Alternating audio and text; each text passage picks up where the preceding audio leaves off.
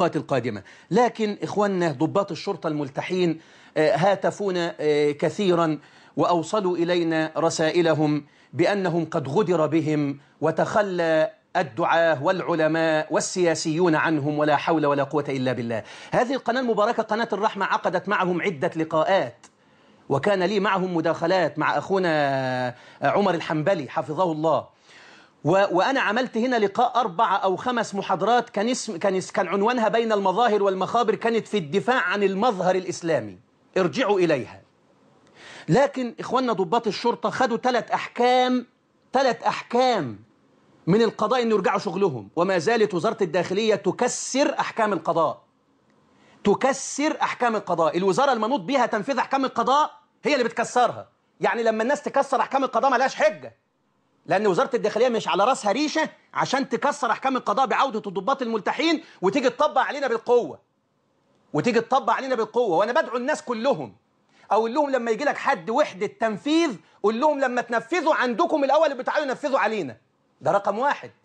بس أنت توازن المسألة لحسن يحبسوك، يعني بس بلغهم الكلمة دي.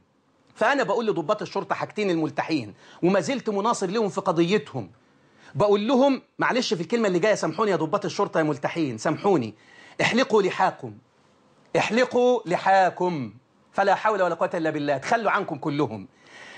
قل معينكم وعز نصيركم وخذلكم من يدعون نصرة سنة رسول الله صلى الله عليه وسلم. خمدت أصواتهم، خمدت أنفاسهم. أيام مبارك كانت اللحية شأنها عظيم، بعد الدنيا ما بقت ما شاء الله حاجة واسعة، ما بنسمعش صوت يناصركم دلوقتي، وكلهم سابوكم وقفلوا تليفوناتهم اللي كنتوا بتتصلوا عليهم عشان ينصروكم من أعضاء مجلس الشعب الإسلامي اللي عمرنا ما هنتخلى عنهم، ومن العلماء قفلوا تليفوناتهم عشان ما يردوش عليكم. خذلوكم ولم ينصروكم وباعوكم، تخلوا عنكم ويقولوا لكم ده مش وقته. مش وقته ازاي؟ يعني الصحفيين حريتهم في السب والشتم ويطلع لهم قانون ان ما فيش حد يحبسهم احتياطي؟ يعني الفنانين سعار الشهوات يطلع لهم قانون الإبداع وما حدش يجي ناحيتهم؟ يعني الأحزاب اللي بتدعو لهدم الشريعة من حقها تدعو إلى ذلك على صفحتها وفي الواقع، وانتوا لما تلتحوا يقول لكم مش وقته؟ وقته ان الصحفيين يشتموا ويسبوا وما يتحبسوش، وقته ان الأحزاب تدعو لهدم الشريعة وتتكون عشان مواجهة الإسلام في مصر، التيار الثالث ومش عارف ايه، وبيقول لك دي حرية. وقته ده، وقته ان الفنانين يطالبوا بحرية الإبداع والأفلام الجنسية القذرة، وانتوا يا ملتحين من ضباط الشرطة الشرفاء، ومش بقول ان الشرف فيكم لوحدكم، في غير ملتحين وشرفاء، بس انتوا اخترتوا اللحية، يقولوا لكم ده مش وقته.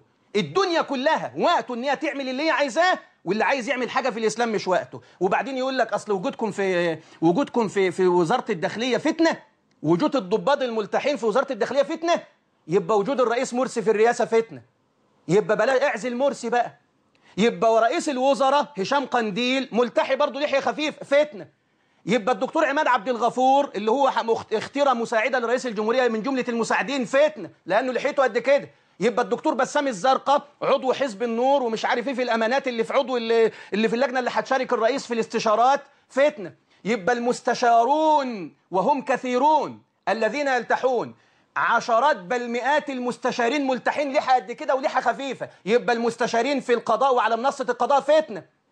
يبقى الدكاترة في الجامعة الملتحين فتنة.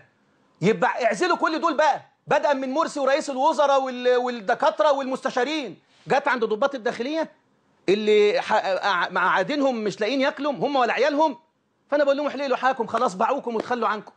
وإلا بلاش كده عشان ما فيش حد يقول انت بتخذلهم. أقول لكم اصبروا واثبتوا والله معكم ولن يتركم أعمالكم، فوالله إن ربكم لهو الركن الشديد وهو خير الناصرين وهو مولاكم ونعم النصير. ونسأل الله أن يهيئ لهذا البلد من ينصر الدين ويحيي السنة ولا يخاف ولا يجامل على حساب أحد. سبحانك اللهم وبحمدك، نشهد أن لا إله إلا أنت، نستغفرك ونتوب إليك.